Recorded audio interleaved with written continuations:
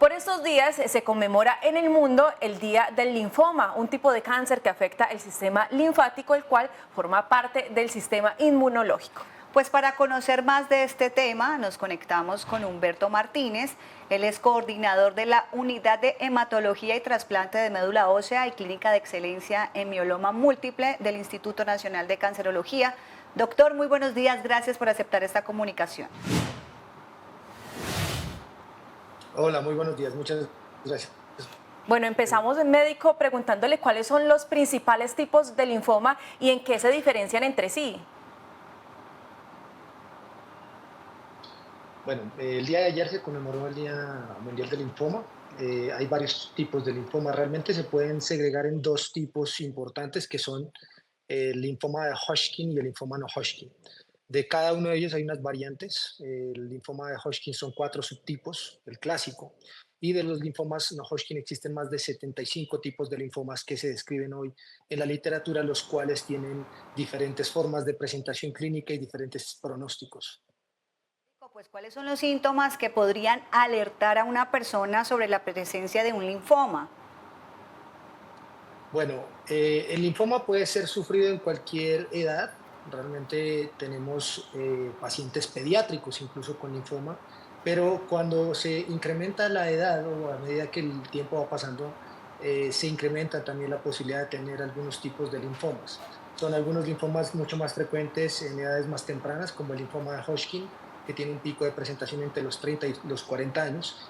Existe también el linfoma difuso celular grande, que son pacientes que se presentan en edades tardías, así como el linfoma folicular. Pero los principales síntomas son algo que nosotros llamamos los síntomas B. Y los síntomas B tienen que ver con sudoración nocturna excesiva, es decir, que la persona deje las sábanas empapadas, la pérdida de peso significativa, más del 10% del peso corporal en los últimos 3 a 6 meses, y síntomas de fiebre que sean no explicados, así como el crecimiento de lesiones nodulares en el cuello, que es lo que más frecuentemente vemos. Estos son los síntomas que pueden alertarle a una persona que puede estar padeciendo de un linfoma. Médico, usted nos hablaba de las edades y de cómo inciden en este tipo de enfermedades, pero ¿cuáles son las causas o los factores de riesgo más comunes asociados al desarrollo de un linfoma? Sin duda alguna, lo que sabemos hoy de la literatura científica es que no existe una unicausalidad. Es decir, no hay una causa que explique el cáncer como pasa en otras enfermedades, como por ejemplo la infección por el virus del papiloma humano para el cáncer de cervix. Parece que en los linfomas existen múltiples circunstancias que al ser unidas o al unirse terminan haciendo que una persona padezca de un linfoma. Pero hay algunas cosas que sí importantemente ponen en riesgo a las personas de padecer linfomas. Por ejemplo, la inmunosupresión. Entonces, por ejemplo, es muchísimo más frecuente presentar linfomas en personas que tienen enfermedad del VIH, por ejemplo. De hecho, los linfomas son enfermedades definitorias de SIDA. Hay otras causas que llevan a la inmunosupresión, como por ejemplo estar tomando medicamentos en una etapa posterior al trasplante para evitar el rechazo de los órganos. Estos pacientes también tienen un alto riesgo de desarrollar linfomas. Hay unos virus que se han asociado al desarrollo de linfomas, como el virus de Epstein-Barr, como el virus de la hepatitis C,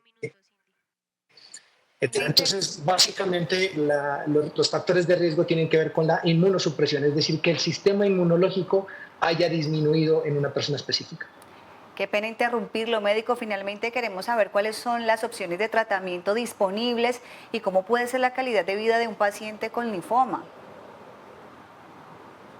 Es importante denotar, y esto es algo esperanzador para los pacientes, hay un grupo de linfomas que son curables, es decir, que logramos hacer que la persona jamás vuelva a tener un linfoma. Pero también existen otros tipos de linfoma y para esto utilizamos la quimioterapia convencional, combinando varios medicamentos, el trasplante autólogo de médula ósea, y hoy en día tenemos la oportunidad de utilizar unos medicamentos novedosos como los anticuerpos biespecíficos y las células CAR-T, que infortunadamente hoy en día no tenemos en el país, pero que estamos trabajando para poderlas traer para nuestros pacientes colombianos. Médico Humberto Martínez, coordinador de la Unidad de Hematología y Trasplante de Médula Ósea, muchísimas gracias por habernos acompañado, por entregarnos estos importantes datos, esta orientación para nuestra teleaudiencia. Con todo el gusto, muchas gracias por la invitación.